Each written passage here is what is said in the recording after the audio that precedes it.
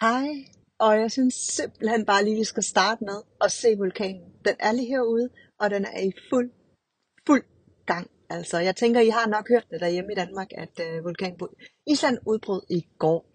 Og jeg har selvfølgelig været der. Sådan skal det jo være. Og det vil jeg jo rigtig gerne vise jer nogle stemninger fra. Så jeg vil bare smide en masse i hovedet på jer lige nu. Sæt jer tilbage. Nyd. Jeg kommer ikke til at snakke en masse, tænker jeg. Jeg tænker, at det her det bliver en lidt anderledes video.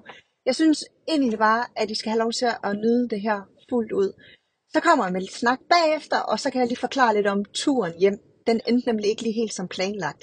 Jeg endte med at få rescue team til at samle mig op og køre mig den sidste kilometer, fordi at jeg ikke kunne gå mere. Men mere om det på den anden side. Lad os starte med alt det dejlige, alt det gode. For shit, hvor var det bare fedt at få lov til at opleve den her vulkan. Det er simpelthen så hårdt. Jeg er virkelig sat på en prøve her. Nu kæft. Vi er gået cirka 4 km nu. Jeg har simpelthen fået min bluse. Jeg har sådan en sweater på, uldsweater. Den er prøvet af alt for sent. Jeg skal bare lige herop. Så tror jeg kan se noget. Gåturen derud var cirka 8,5 kilometer. Vi valgte at parkere ved P2, og jeg kan umiddelbart fornemme, at det nok var den bedste løsning for os. Det var lidt mere fladt, hvis man kan sige det i gåseøjne. Det var rigtig fin sti, det meste af vejen. Og jeg var underholdt af Jerome og hans venner undervejs, og havde god opbakning og støtte og al den viden, de nu har. Vi valgte i starten at holde os lidt på afstand. Vi var i hvert fald omkring 1,5 kilometer derfra, men jeg sendte dronen derud for at få en fornemmelse af området. Da vi følte, at det var lidt mere sikkert, valgte vi så at gå lidt tættere på. Men de første optagelser her er simpelthen fra min første droning. Som I kan se, så flyver jeg ud her, og der er et godt stykke. Men lad os komme i gang.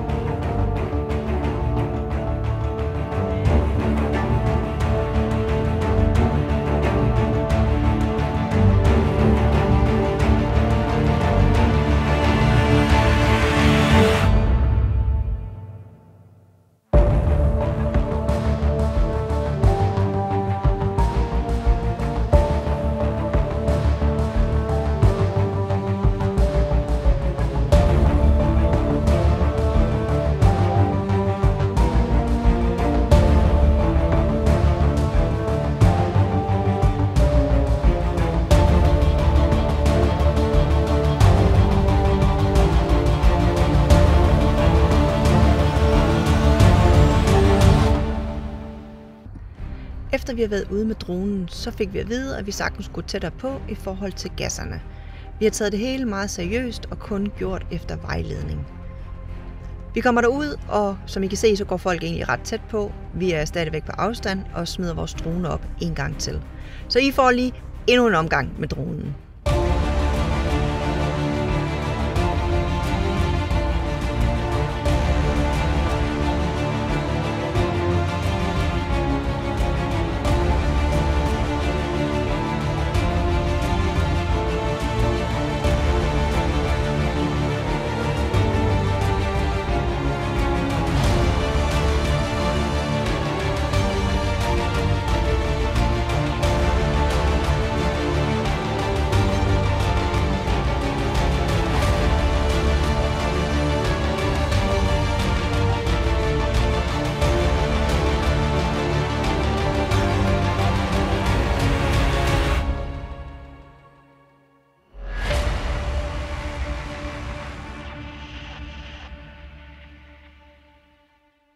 Jeg har lige siddet og redigeret alt det, I lige har siddet og set.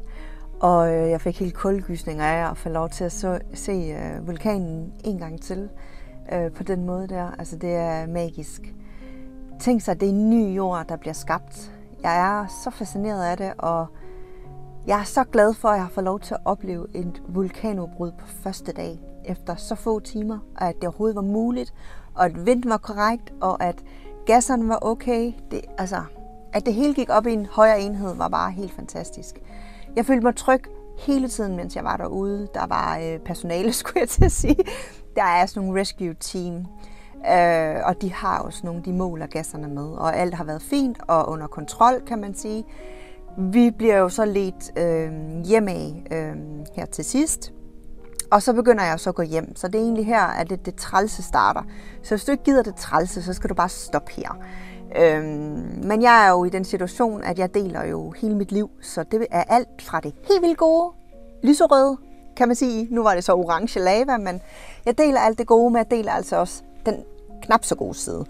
Og i går var den altså knap så god, fordi på vej hjem af, jeg kan egentlig faktisk godt mærke, da jeg er ude på stedet derude, at mine hofter har det egentlig ikke så godt, og min lysker hedder det vel egentlig.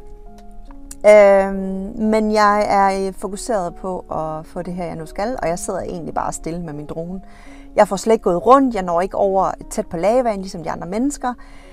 Det hele går simpelthen så stærkt, og jeg føler lidt, at jeg er med i en film, fordi at jeg er der et eller andet sted. Jeg ved det ikke. En time, halvanden. Faktisk ikke engang tidsfornemmelse på det. Men så skal vi tage hjem af. De kommer pænt over og siger, der er ikke noget stress, men at vinden vender i løbet af natten, og derfor skal vi forlade inden nærmeste fremtid. Det er fint nok. Jeg droner mit batteri færdigt, som det sidste, I så nu her, og så tænkte jeg, ved du hvad, nu går jeg bare tilbage. Der er ingen grund til at fortsætte. Jerome, han går sindssygt hurtigt, så jeg gik sammen med nogle af de andre videre. På vejen der kunne jeg jo så godt mærke, at jeg skulle 8,5 km tilbage. Vi havde gået 8,5 derud, så det giver jo ligesom sig selv. Jeg skal jo samme antal tilbage. Og det begynder at gøre ondt. Da jeg har 5 km tilbage, så begynder jeg med museskridt. Og det bliver faktisk et helvede dertil. 2 km før, der er der så en rigtig sød islænding, der faktisk er meget bekymret for mig, fordi han kommer jo bagfra og hiker sammen med sin hund og sin kammerat, og spørger til, om jeg er okay. Og jeg er meget sådan, jamen det er jeg, og jeg er sådan, jeg ved ikke, om I godt kender den der stolthed nogle gange, altså den der følelse af, at nu gik jeg herud, så skal jeg dele med også gå hjem. Og der ikke skulle komme nogen og sige, at bla bla bla et eller andet. Så jeg bed smerten i mig, og så gik jeg videre. Der går så et eller andet tidsrum. Jeg har ingen idé om det. Jeg ved i hvert fald bare, at jeg er 1 kilometer fra at ramme Valter her, nede på parkeringspladsen. Så kommer der sådan en rescue-bil, som stopper. Og i og med, at den stopper, og han åbner døren, så bryder jeg bare sammen og tuder. Han har så åbenbart blevet kaldt op over radioen, fordi jeg ham den søde islandske mand, han så har snakket med nogle rescue team længere fremme, som så har kaldt en radio på en af dem, der kører ud, altså derudfra og indenfra og ud. Og så knækkede filmen bare fuldstændig for mig, for lige pludselig var der faktisk nogen, der gerne ville. Jeg kommer med ind i den her boogie-vogn ting, sådan en ATV'er med bøjler og sådan noget der, og bliver så kørt den sidste kilometer tilbage. Og det er jeg egentlig ret glad for, fordi den var lige lidt op og ned, og det havde været et smertehelvede for mig at skulle hen over det der. Da vi kommer ned, så bliver jeg dirigeret over i en politibil, som er på den anden side. Der er sådan en metalbom, så man ikke kan komme ud eller ind. Kommer over i politibilen, og ham der, han er så sød, han bærer min taske, og jeg er også meget overrasket over, hvor tung den er, og jeg tænker, shit, ja. Det er jo alt det kameraudstyr, der skal med derud.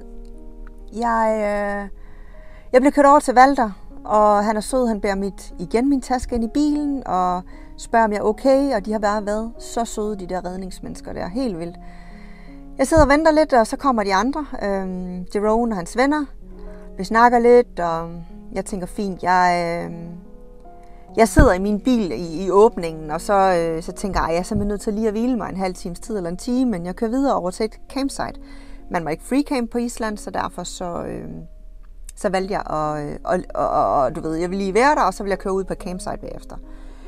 Min udfordring, det er så bare, at jeg har så ondt. Altså, jeg kan ikke ligge på nogen måder enten på maven, hvor fødderne går ud over sengen, sådan så at ikke engang at foden, du ved, ligger sådan her, men jeg skulle have den ned over kanten. Og jeg græder, og jeg laver jo story på mine sociale medier. Dem ved jeg ikke, det er der måske nogle af jer, der har set, men jeg ligger og fortæller, hvad der egentlig sker, og midt i det hele, så bryder jeg så sammen, når jeg græder. Og det var faktisk rimelig hårdt. Det hele bunder ud i, at jeg faktisk lige pludselig får stress, for jeg tænker, shit, der var noget med en vind, der skulle vende sig, og hvad med de der giftige gasser. Der kommer en rescue-bil forbi, og jeg åbner mit soveværelsesvindue, skulle jeg til at sige, mit vindue oppe i sengen, og rækker en arm ud og ligesom gør sådan, hey, jeg skal lige snakke med jer. De kommer hen, og jeg forklarer situationen, og han havde godt hørt om det. og hvordan jeg havde det, og vi havde en snak frem og tilbage. Nå, bottom line, det er, at han siger, at der er ikke noget stress med vinden. Vinden er stadigvæk fin, den har ikke vendt sig endnu. Og der kommer til at gå et stykke tid. Han tjekker lige et eller andet på sin telefon. Og så lægger jeg mig og prøver at slappe af, og det går ikke så godt. Så jeg skal tisse, og jeg har det så dårligt, og det gør så ondt. Men jeg må ud af den seng og bevæger mig ud mod toilettet, og ja, jeg kan lige så godt sige, som det er. Jeg nåede at tisse lidt i bukserne. Det gjorde ondt, jeg kunne simpelthen ikke holde mig, og jeg måtte ud, og så kan jeg bare høre sådan en boogie, en ATV'er ude foran bilen, og jeg når kun lige at få bukserne op og kommer ud her i midtergangen, så er der bare en rigtig sådan bang, bang, bang, og så bliver døren bare åbnet. Og jeg tænkte bare, what? Det er så en af de der rescue teams, som bare lige vil følge op på, hvordan jeg havde det. Hvor jeg bare tænker, kæft, hvor er de bare søde, altså. Jeg føler mig så tryg i hele det her. På intet tidspunkt har jeg været bange. Altså jo, selvfølgelig ikke, det er ikke fedt at have ondt. Jeg tror rent udsagt, at det er en overbelastning, jeg har fået mig. Hvilket skyldes nok, at kompensere for min brækkede gamle ankel. Så faldt jeg på den anden ankel. Hvis I ikke har set den video, så ligger der en video, hvor jeg viser, jeg tror det er på dag 5 eller 6, jeg er på Island, der rækker jeg om på min der. Jeg har et ledbånd eller et eller andet, jeg døjer lidt med derovre. Det har så gjort, at jeg har gået anderledes i et stykke tid, så min menisk er brudt op. Så alt i alt, så har jeg bare nogle dele i min krop, der ikke lige sådan helt har fungeret. Så jeg tror faktisk, at uden jeg ved det, så er adrenalinen har kørt i kroppen, vi er kommet ud og det ene og det andet.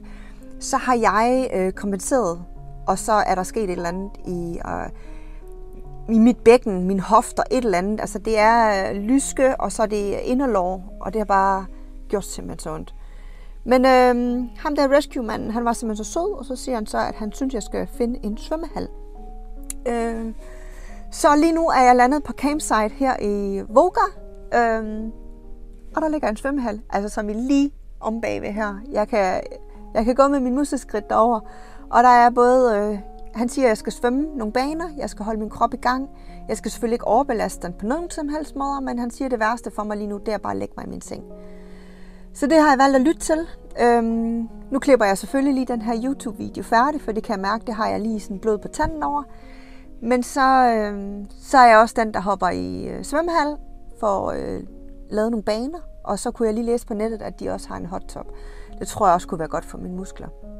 Jeg kan godt mærke sådan lidt hist og pis, men det er også fair nok. Prøv at høre, jeg har ikke hiket 17 kilometer, jeg ved ikke hvor mange år, så selvfølgelig skal jeg kunne mærke noget, men det skal selvfølgelig ikke gøre så ondt, som det gjorde i nat, at man ligefrem begynder at græde. Jeg tror faktisk, det var fortællingen. Jeg prøvede at gøre det kort, og jeg kan se lige nu, der tæller mit ur, og det nærmer sig, det er 9,5 minutter fortælling, og jeg skal selvfølgelig nok lige klippe det lidt til, men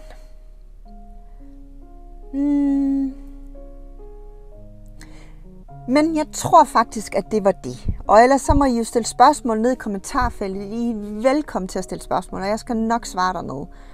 Det bedste for mig lige nu, det er bare ikke, at folk ikke skriver til mig privat, eller sender mig mails, eller sådan nogle ting der, fordi jeg kan ikke lige overskue det. Jeg synes, det er lidt nemmere, hvis det er en kommentar, så kan andre også få glæde af svaret. Så skal vi ikke lave en aftale omkring det, så vil jeg blive rigtig glad. Men ellers så har jeg det meget bedre nu, synes jeg. Jeg har musetrippet rundt her, og jeg har været lidt uden foran bilen. Og jeg satser på, at jeg er der selvfølgelig er fit for fight. Min svigerinde, hun kommer op den 22. september, og der skal vi selvfølgelig derud. Og det bliver med mindre udstyr, og det bliver langsommere fart, det bliver med mindre adrenalin. Det bliver i vores tempo, og jeg vil elske at vise den vulkan. Og jeg vil elske at komme derud igen, og jeg vil elske at have tiden til bare at kan være der. Og altså, fordi det der i går med 1,5 time, og så skulle vi bare tilbage igen, ja, det var lidt træls.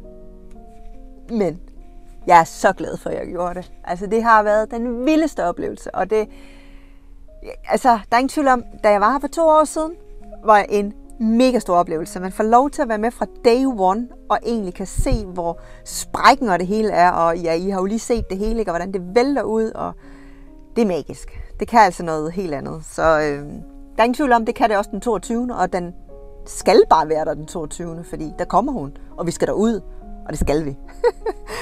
Men nu er jeg simpelthen få det her redigeret færdigt, lagt op på YouTube, og så skal jeg i svømmehallen. Kan I nu have en rigtig dejlig uge. Vi ses lige pludselig. Hej hej!